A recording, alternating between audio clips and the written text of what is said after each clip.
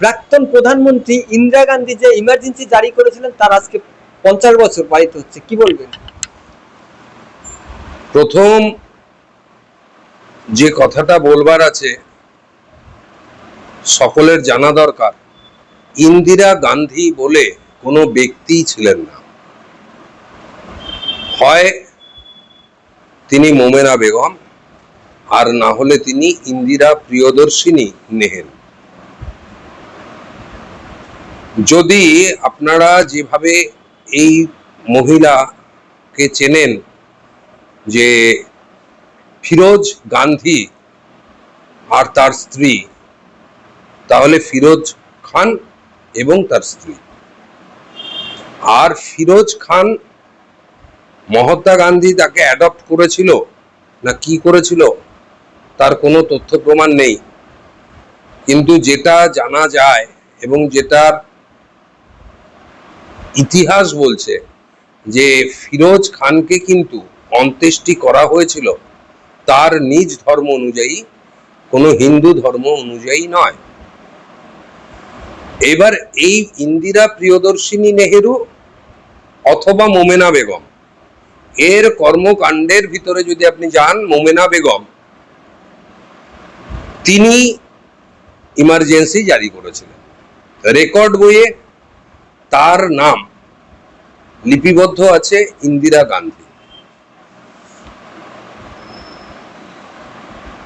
আজকের তারিখেও বিভিন্ন ব্যক্তিদেরকে ধরা হচ্ছে যারা নিজেদের নাম পরিবর্তন করে ভারতকে ধোঁকা দেবার চেষ্টা করছে।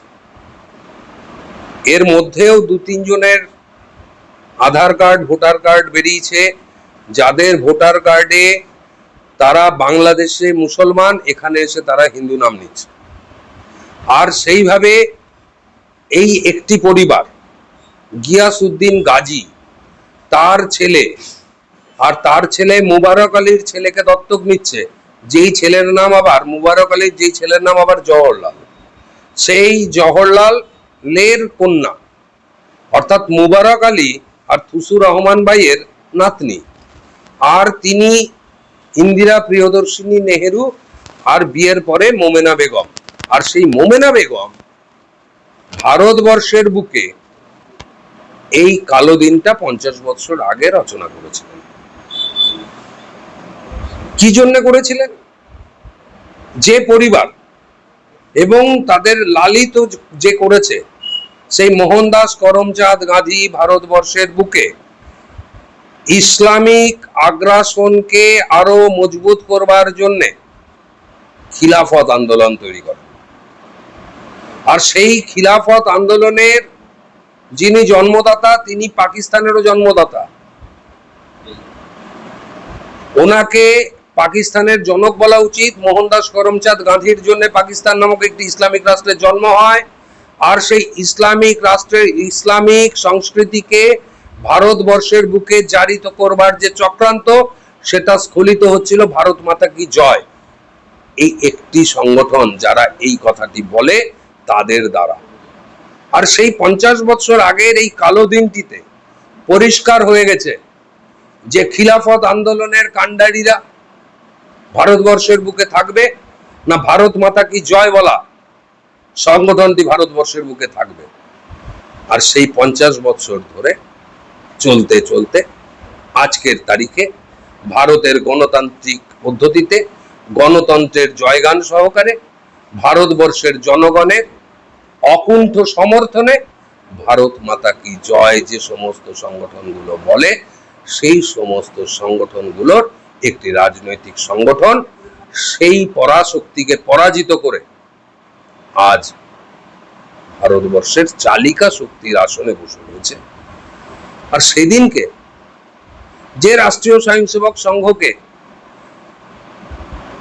নির্বাসিত করবার উদ্দেশ্যে, যে রাষ্ট্রীয় স্বয়ংসেবক সংঘকে ভুলিয়ে দেবার উদ্দেশ্যে এই কালো দিনটিকে স্থাপন করা হয়েছিল, আজ সেই রাষ্ট্রীয় স্বয়ংসেবক সংঘের জয়গান ভারতবর্ষের কোনায় কোনায় ধ্বনিত হচ্ছে।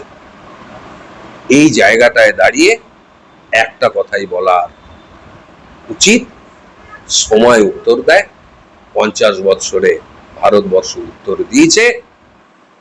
ইসলামিক আগ্রাসনবাদীর অনুগামী অনুসারী, ভারতবর্ষকে বিচ্ছিন্ন করবার কাণ্ডারি।